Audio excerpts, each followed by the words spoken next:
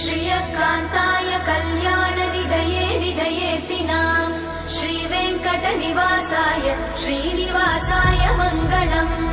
लक्ष्मी सविभ्रमालोक सुभ्रूविभ्रमचक्षुषे चक्षुषे सर्वलोकानां वेङ्कटेशाय मङ्गलम्।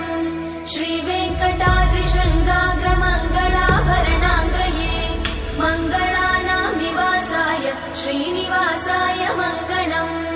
सर्वावयव सौन्दर्य सम्पदा सर्वचेतसां सदा सम्मोहनायास्तु वेङ्कटेशाय मङ्गलम्।